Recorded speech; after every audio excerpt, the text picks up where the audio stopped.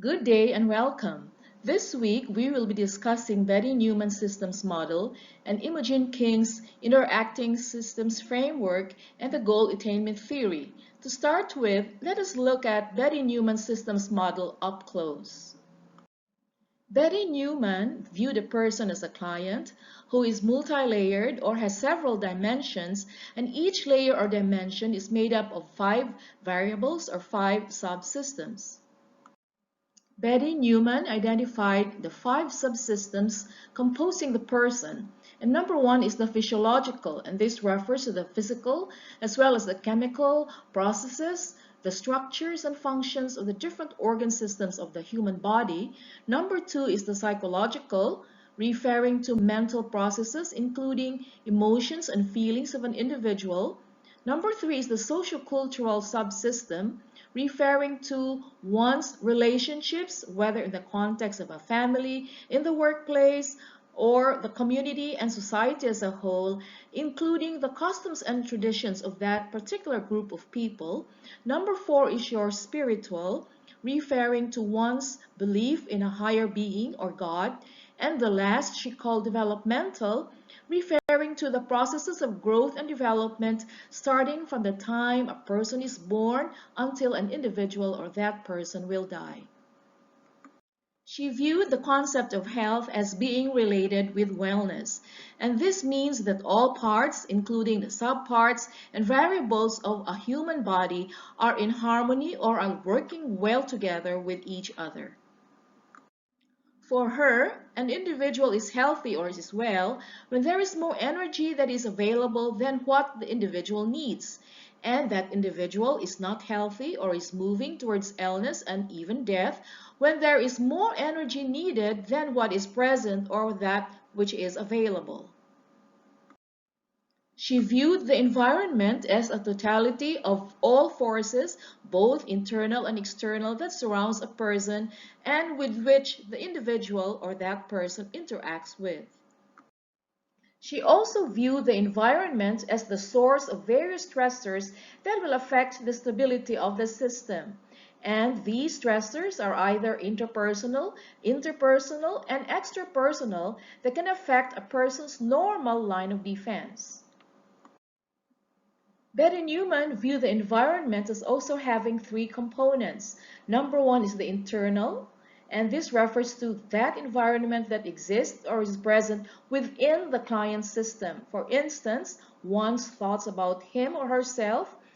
Number 2 is the external environment, that which exists outside the client's system. For instance, the people around the individual, including the physical environment. And the third she called the created, and this is developed unconsciously by the individual that symbolizes system's wholeness.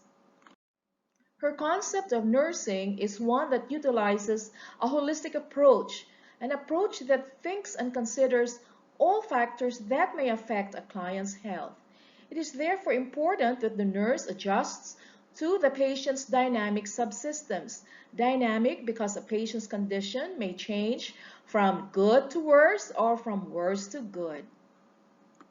This is a diagram of Betty Neuman's systems model, and I would just like to pick out the very important parts, which is your core, and this is the core of the client system, the basic structure and energy resources that contains the basic factors common to all organisms, including normal temperature range, your genetic structure, and others.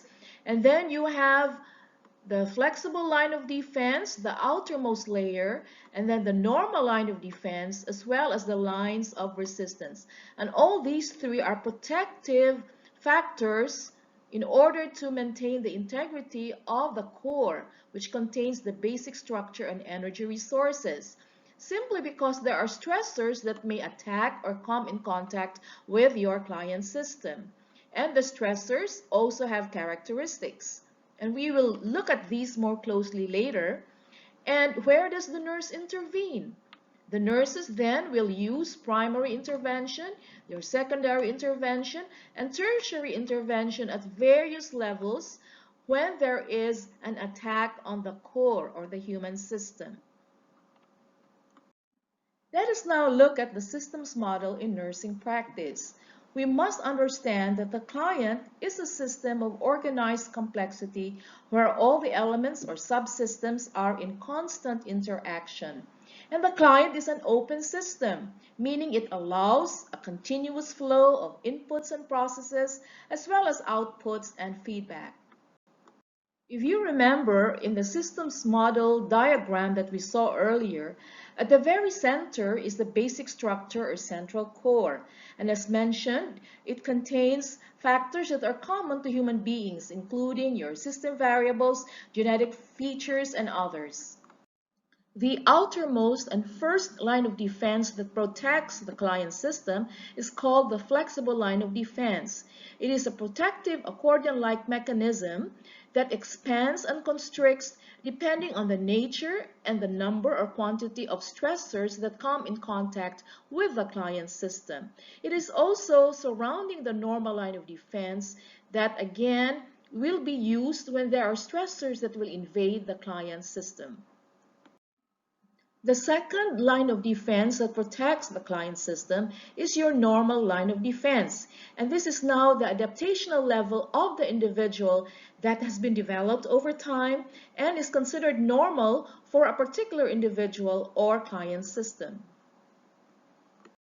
The third protective layer is the line of resistance, and these refer to the factors that will be activated when stressors have penetrated the normal line of defense, and then there will be reactions in terms of symptoms that will be shown by the client system. Let us now discuss about a stressor. A stressor is any phenomenon that penetrates both the flexible, that's the outermost line of defense, and the normal line of defense, that's the second layer, that will now result in either a positive or negative outcome.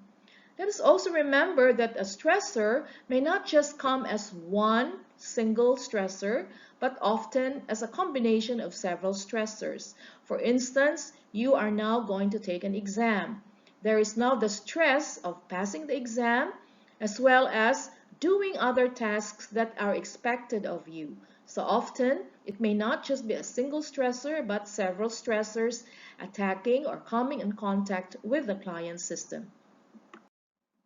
When a client system has successfully withstood the attack of the stressor, then there comes now the period of reconstitution. This is where there is now a return to the maintenance of the system stability after the treatment of stressor reaction that can either result in a higher or lower level of wellness. Embedded in Neuman's systems model, the nurse intervenes through modes for nursing action and can use these interventions as the point of entry for both client and nurse into the healthcare system. And these prevention interventions come in the form of primary prevention, secondary prevention, and tertiary level of prevention. The first level of intervention is called primary prevention, and these are implemented at the outermost layer, remember, your flexible line of defense. And this would occur before the system reacts to a stressor and may include health promotion as well as maintenance of wellness, including your immunization as well as proper nutrition. And so the focus of primary prevention is really to strengthen the flexible line of defense by preventing stress and reducing risk factors. The second level of intervention is called the secondary prevention, and this would be implemented when the system reacts to a stressor and is seen in terms of existing symptoms. And so the focus of your secondary prevention is to strengthen the internal lines of resistance to protect the basic structure through appropriate treatment of symptoms. The aim of the secondary prevention is to regain optimal system stability as well as conserve the energy of the client system. And this would come in terms of early case finding and early treatment. However, if the implementation of the secondary prevention measures is unsuccessful and reconstitution or returning to normal is not possible at all, then the basic structure will now be unable to support the system and death may occur.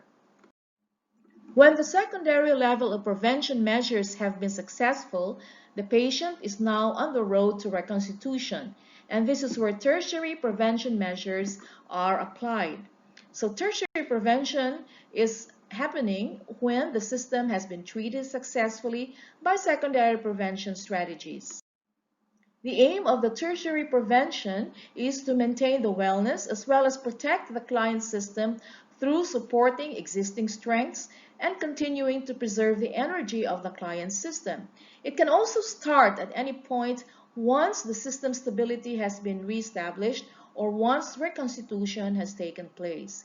It comes in the form of rehabilitation, whether it's speech therapy, physiotherapy, or occupational therapy.